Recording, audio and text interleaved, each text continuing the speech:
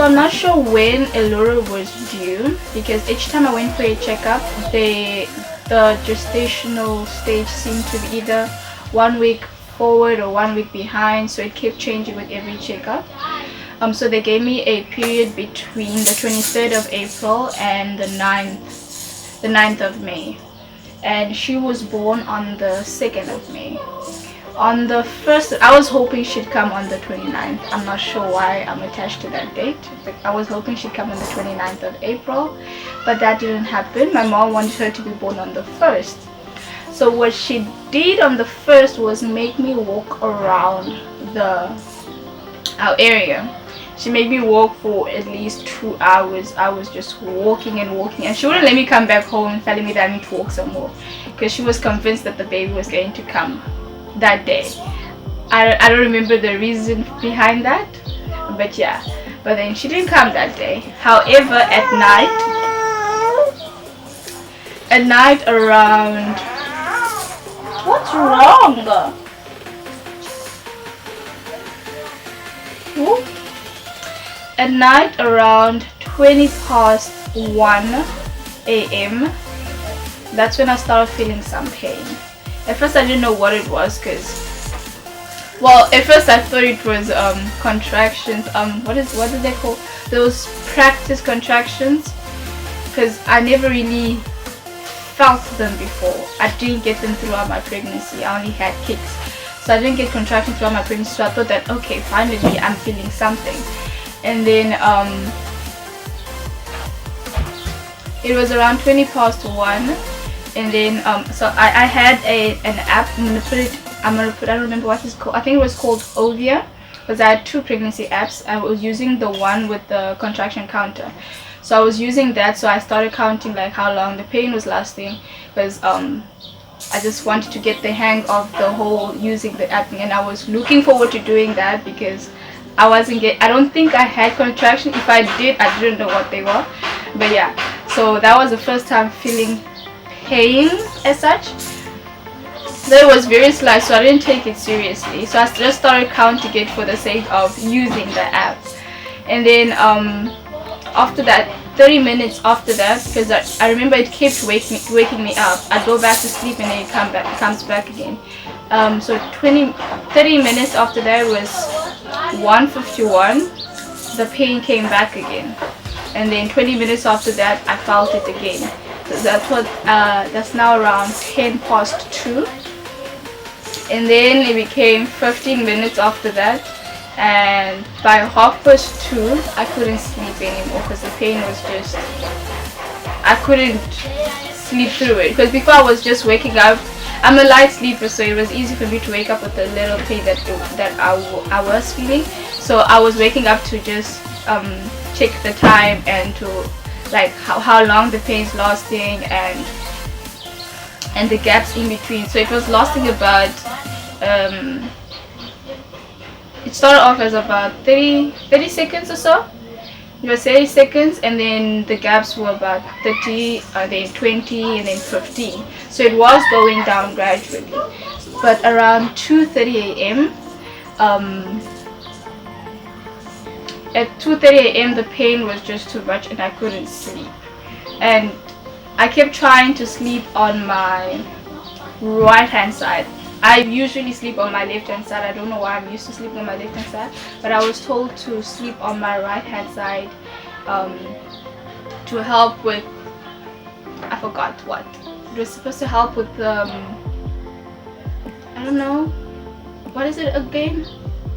Okay, I forgot what it's supposed to help with, but we're supposed to sleep on a certain side, unless I've swapped them around. But we're supposed to sleep on a certain side when we're pregnant, especially in our last trimester. So I was trying really hard to continue sleeping on the one side, and my back was just not having it, because the pain was like shooting from the sides to the back, and I just couldn't take it anymore. And then so I turned for like 5 minutes, and then turned back, because I was told like you need to sleep on your, I think it's the right hand side. You need to sleep on your right hand side. What's wrong, my love?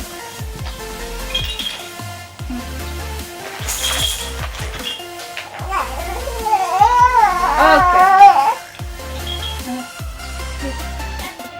So we need to sleep on our right hand side. And then at 2:41 I couldn't. I felt like I had this need, this urge to go to the bathroom and not to pee. So I was like, you know what, I'm just gonna go. So I went to the bathroom, and it's quite a distance from my room. Okay. So I decided to go to the bathroom, but it's quite a distance from my room, and it was like every few steps I was starting to feel, even though when I checked the time it was still 10 minutes apart, it felt like every few seconds I was in pain, because like I kept records of it.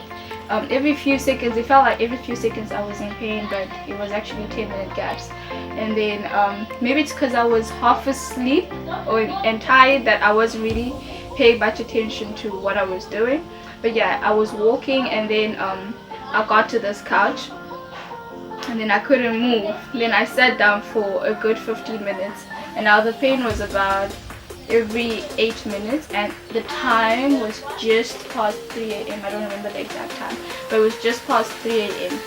And then I went to the bathroom when it subsided. When the pain subsided, I went to the bathroom, and then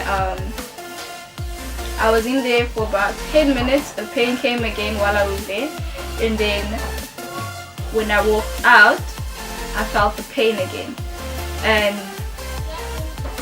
this time it was really painful. That was I doubled over, and when I doubled over, I think I hit something, and then my dad heard. So my dad heard, and then he woke up his wife, which is my mom, and my mom came to find out what's going on. So as she came to the living room. She found me in the living room, and then she was like, what's wrong? And I was like, I'm in pain, and I don't think it's that serious, because I still didn't think it was that serious. I just thought it was like regular contractions, because I've been waiting for them, and I thought I'd go through the Braxton Hicks contractions. I've been waiting for those, but no. So I thought it was that, so I didn't take it seriously. And also I heard that you're supposed to lose your mucus plug before you go into labor, and that still hadn't happened. So I was like, nah, it's not labor. Then I told her, no, I'm fine. But while I was going to my room, I was still counting. And when I got to the door of my room, this was around 20 something past 3. When I got to my room, my mom came back to ask me how further apart are the pains. I'm not sure if I'm phrasing that correctly, but she came to ask me how further apart the pains were, and I told her they are now about 6-7 minutes. They are varying between 6 to 8 minutes. But yeah, every 6 to 8 minutes I get pain for about 30 seconds. It really wasn't lasting. The pain wasn't really lasting that long, but it was getting more and more painful. And then she said, what? Why? How long have you been going through these pains? And I was like, the first one started at around just past 1 a.m. And then she was like, why don't you speak up? Are you going to go into labor and not tell anyone? So yeah, so she told me, nah, we need to go to the hospital. And this time, bear in mind that we are still under lockdown, no one's allowed out. And I was low-key hoping if this was the actual labor that it will not continue until like a few hours later, because there was no Ubers to be ordered at that time because of the lockdown procedures. And then so we couldn't really go anywhere because we don't have a car, and I didn't know whom to call, because everyone who owns a car that I know of that I would have called was too far, and they also couldn't come because of the lockdown regulations. We were still under level 5. Yeah, level 5. So ultimate lockdown, you only go out for essentials, and public transportation was only available at certain times, and they were not available at that time. It was just past 3 a.m. So she's telling me I need to start getting ready so we can go to the hospital. So I decided I'm not gonna ask her any questions, and I go try and get ready. So she got a bath ready for me to bathe, but I took forever to get ready because of the pain. Like I was working extra slow, and then while I was trying to get ready to go take my bath, my sister woke up, Ray. She woke up, and then she was like, what's going on? But I couldn't speak because I was in pain. So I was just like, nothing serious, go back to sleep. But she didn't take me seriously. She was like, nah, I'm not missing nothing for nobody. So she started walking around the room, and then she helped me out, and then I went and I took my bath. I took extra long. Usually I bath 5 to 10 minutes. I know for girls this is very small, but yeah, I don't take long when I go bath or shower. So I don't take long, but that day I did. I think I took a good 30 minutes, if not 40, just bathing. Because every few minutes I'd get the pain and I'd stop, I'd freeze. And then after that, the contractions were about 6 minutes now. Yeah, 5 to 6 minutes. They were varying between 5 and 6 minutes after my bath. And then I got dressed, and that time my mom was packing my things for me. I'd already packed my hospital bag like 2 months prior to that. I don't know why, but I packed it 2 months. No, yeah, it was 2 months prior, because early March, late Feb, I'd already had my hospital bag and my stuff. I packed the month of April, so a month ago. A month before that, I'd packed my own bag, but the baby stuff I'd packed 2 months prior to that. And then so those were just take and leave. So my mom was packing food for me. And then so what happened? So yeah, at around 4:30 a.m. I think it was 4:30. Yeah, we waited until around 4:30 a.m. to get out of the house to go get a taxi, because there was no Ubers. The taxis were there, but they were not allowed to operate until 5 a.m. So we went and got a taxi, though we took extra long getting to taxi. It's like a 5-minute walk, but that day we walked for like a good 20 minutes because I was just not doing it. And then yeah, it was not bad, but I just couldn't move whenever I was struck by the contractions, so to say. And then we got to the taxi rank, and then I was wearing what was I wearing? I forgot what I was wearing. OMG, I forgot, but I know I was wearing slippers. So yeah, we got to the taxi rank, and then we had to wait for the taxis to come since it was not 5 a.m. yet. And then while we were waiting, I couldn't stand, so I sat on the pavement of the road, and yeah, I felt like I was getting sick. And then when I was getting sick and the contractions were still 5 to 6 minutes, it wasn't going up, it wasn't going down, it was like constant. But the pain was also kind of constant, so to say. So yeah, we waited till 5 a.m. The taxi arrived. It got full fast, and because people were already waiting for 5 a.m. to strike. And then we all got in, and then my sister wanted to come, but she couldn't because she had to look after my siblings, so she had to stay behind. I felt sorry for her because she really wanted to come, and I really hoped she could. But yeah, so she had to stay behind, and I left with my mom. On our way to the hospital, the sickness that I was feeling coming on came back. I was back to being car sick. Bear in mind, I've never been car sick in my life, but during my first trimester I developed car sickness, and then it was just in the first trimester, and I think 2 or 3 weeks into my second trimester, and then that was it. And then now I was feeling that sickness again come on. And then, but what I did was, I was like, I don't know what to expect, so I packed extra plastic bags with me. So and then when I felt the need to throw up, I threw up everything in a plastic bag. And then being shy and all, I didn't want people to know that I was throwing up, so I kind of hid. And since it was dark, because it was early morning and it was winter here by us, it was early morning, it was very dark, and so nobody could really see me. And then after that, I felt fine. Like after I threw up, I really felt fine. I felt fine, and then I was thinking, and that time my mom had already called my aunt, and she was saying maybe we should go to her first, because if we go to the hospital and it's still too early, then they won't really help with much, because I'm not dilated enough. So she was thinking, since she lived closer to where I was going to give birth, that we should go to her place and then wait it out until the contractions were 4 or 3 minutes apart. But then I was but when I asked my mom, I told her that I'm 5 minutes apart at that time. That was before the vomit. And then so we were going straight, we took a taxi that's going straight to the clinic. And then with my my aunt was like, okay, cool, that's fine. But after the vomiting, I felt fine. Like, I didn't feel pain for a good 15 minutes. So I kind of had like a mini panic attack, thinking that I just got everyone panicking and taking me to the hospital and all of that for nothing. What if it was just Braxton Hicks contractions, like I was saying? But then I was telling myself, it's fine, you didn't know, you tried to tell them, no one was listening.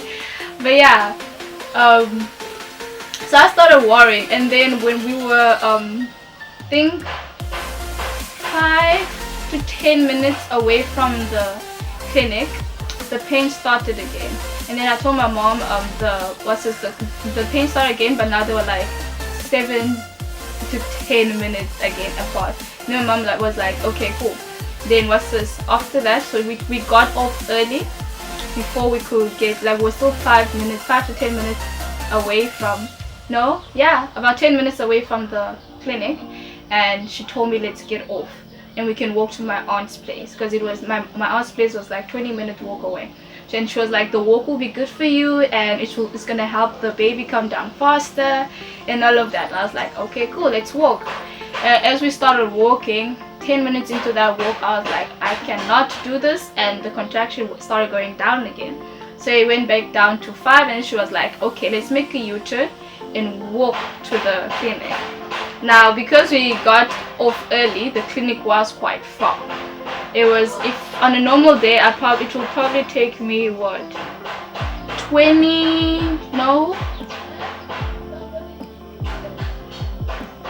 30 to 40 minutes to walk, because I walk quite fast. So 30 to 40 minutes to walk if it was just me from where we walk. But then my mom decided, like, it's fine, let's just take a walk, it will help you and all of that. And it ended up taking us a good hour. It was over an hour. I just forgot the time, because we left here at past 5. It was almost 5:30 a.m. when we left with the taxi. We got off of the taxi at something to 6. We walked for a while, and then by the time we started making the U-turn, it was already 6 a.m. It was already past 6 a.m. And then what happened? It was already past 6 a.m. and we got to the hospital just before 8. Yeah, so it was almost 2 hours that we were walking. It was almost 2 hours that we were walking, and that was because every few minutes, it was 4, yeah, it was around 4 minutes, every 4 to 5 minutes I'd have to stop for a good 40 seconds before I can, even though I could walk while I was in pain, but there was just like moments where I just couldn't walk, and then so I had to stop, wait for the pain to go through, and then continue. And then once we got to the clinic, it was quite hectic because of the whole COVID-19 thing. My mom was not allowed to go in with me, so she had to stay outside. And then I went in alone, and I didn't know what to do. So I got in, they made me sit on a bench because all the other beds were occupied at the time. And then I sat there for a good 30 minutes while I was still in pain. But because there was people around me, I wasn't really showing that I was in pain, because I'm shy and I don't like attention being put on myself. So because I was trying to shy away from the attention, I decided to keep my pain inside and just go with the motions and wait for my turn. And then after a while, I decided to go and check on my mom, because she was sitting outside. They wouldn't let her in because of the COVID-19. No one was allowed to accompany anyone. It was really heartbreaking. But yeah, so I went back outside, and then she made me have breakfast even though I didn't want to. She was like, you're gonna need the energy. So she had already made sandwiches for me. She had tea there. It was really sweet. She had tea there. Yeah, so she made sure that I had the breakfast, and then she gave me some of the food to take with me inside. And then when I went back inside. After 5 minutes of being inside, they asked me to go into there was an isolated room. I think it was mainly for COVID patients, but yeah, it was unoccupied. So there was an isolated room, so they told me that I can go and lay there for now because the other beds are occupied. And then and to find out how I was doing, and then I started crying. I was telling, I can't do this anymore. These people are not cooperating with me. I want my mom by my side and they're not letting her inside. And I was just crying my lungs out because I was like, no one's helping me and I don't know what's going on. And I really wanted my mom by my side, but yeah, that couldn't happen. And then while I was on the call with them, the nurse told me, you can come and pee in a cup again. I'll examine you at 5:05 if that's what you want, since you seem to be also anxious and all that. And then I was like, I'm not being anxious, I'm being genuine. I'm in pain and you're not taking me seriously. So I told my aunt I'm gonna hang up now. And then but while just before I hung up, they started praying. So they were praying at home, praying that I'm able to give birth just fine. I also updated them on the fact that they wanted to send me back home at 6. And then they started praying for them to also be a little bit more helpful. And they, I don't know why they asked for urine each time before an examination, but so I was trying to get to the bathroom for the peeing of the cup, but it was just not happening. I couldn't walk. I was in pain, and I don't think there was a gap between the pains anymore, because it was just like I couldn't take it anymore. And I was crying, and I'm trying to tell the lady that I'm in pain, please come and examine me, and she's not taking me seriously. So I had to crawl my way out to the because it was like I was in a room. It had like 3 sections, so for three patients, right? And then on the main door that goes out, there was the reception. It's kind of like it's not the main reception, but it's the reception area for the labor ward. And that's where the midwives were sitting. So I try and crawl my way to there, because I was now alone in those 3 rooms, because I've moved from the previous place, and there was someone else where I was before. So I crawled my way to the door, and then I cried and I told her, I am not going to pee in a cup. It's either you come and examine me right now, or I go and give birth right now on my own. And then she was like, okay, cool, go back to bed. Instead of helping me back to bed, she tells me to go back on my own. And by the grace of God, there was this I think she was still an intern, I'm not sure, because I'd never seen her there before. It was a young nurse. She was really young, probably in her 20s. Yeah, I think in her 20s. She seemed very, like, at least she appeared very young. But yeah, so she came, I don't know from where, because she wasn't there before. She came out of nowhere, and then she came to help me out as I was about to reach my bed. She helped me out. She helped me get back on my bed. She helped me get my PJ shorts off. And then she was helping me take off my PJs.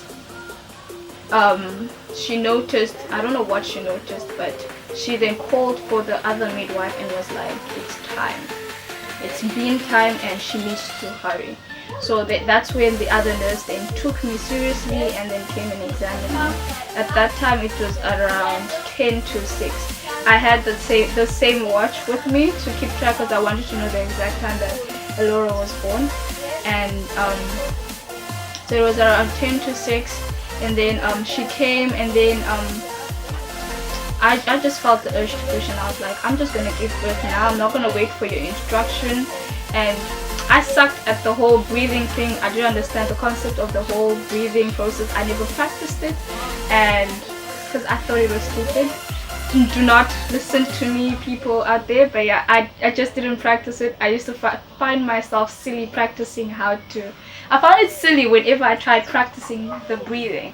But yeah, so I decided. Oh yeah, so I decided to push, and it was such a natural thing because the body wanted to push. So I was like, I'm just gonna go with the flow. Like everything seemed to want me to push, so I did what my body was telling me to do. And when I started that, then the pain disappeared. Like all the pain that I was feeling before that, all gone. And then the midwife arrived, and she had this whole toolbox thingamabob, and then she was telling me, I don't think the baby's gonna come out, so I need to cut. And I'm like, what? Why? Nothing's happening, so why do you want to cut? I just started. And then she was not listening, but she ended up cutting me irregardless.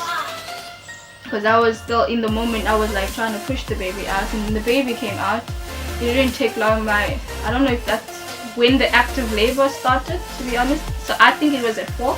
But yeah, once I was on the bed, it took like 5 minutes from the time that I started pushing before Elora was born. And the time when she came out was at 1:06, although on the records it said 5:06. And I've been using the same watch, and so I still trust my watch in comparison to this. But yeah, so it was 1:06 when she was born. She didn't cry when she was born. She just opened her eyes. I looked at her, and then she coughed. She coughed. She didn't cry. She coughed, and she was so small. And then they took her for weighing, and she weighed 2.8 kilograms. And then the lady who was holding her was the lady who had helped me out, the nurse who had helped me out. And then she brought her to my arms, and then I was scared to hold her. I remember being scared to hold her. I thought I was gonna break her because she looked so small. She looked really small. And then so she was like, just hold her, and then she showed me how to hold her. I think I can hold babies, but for some reason that day I was just scared. I was just scared. I was like, I am going to break her. I didn't understand this pain when some of my guy friends used to say that they're afraid of holding babies. But yeah, I was scared. So I held her in this arm. She was laying on my shoulder, and then they were like, we need to do skin to skin. And then because she was so small and everything. And then the lady, while I was holding her, the midwife helped me to push up. Apparently I had to push out the placenta, so she helped me give birth to the placenta. And while I was doing that, the other nurse, the new one who was helpful, helped me to get her to start breastfeeding. And then she showed me how to do it, because apparently I was doing it wrong. And then she was like, okay, you do have milk, because I'd started leaking. I think 3-4 weeks prior to that I already started leaking. So I did have milk. I didn't struggle in that department, and she latched on quite well. And then after that we just bonded, and then I got stitches. I don't know how many, but yeah, I got a few stitches. I was just focused on the baby. I don't know how many. I was no longer paying attention. And then yeah, it was just a moment. And then that's when my mom called again to ask what's going on, and whether they'd helped me, or whether they were sending me. This was at 6. Everything happened so fast. This was at 6 minutes past on my watch, at least. On my watch it was 6 minutes past 6. That's when my mom called, and then they were like, what's going on? Are they still not helping you? And I was crying, and I told them, she's here. She's here. I just gave birth, and she's here, but I can't talk. And then they were like, okay. And then they were like, okay. And then I heard the screams, yeah. But yeah, it was beautiful. Okay, I'll stop here. But yeah, that was my birth, my labor and delivery story. I really hope you guys enjoyed it. I know that every pregnancy is different, and for every woman, with every pregnancy it is different. Pregnancy number 1 may not be the same as pregnancy number 2, and how I experienced it what might not be the way you experience it. But yeah, this is just an insight on what you can expect. But yeah, just do not hold your pins that the way mine went is the way yours is gonna go. And yeah, I wish you guys all the best if you are also expecting. And yeah, really hoped this helped someone, and I hope you guys enjoyed. If you did, please give it a thumbs up, comment down below, yeah, share, subscribe, and all of that good stuff. I'll see you guys in my next video. Ciao.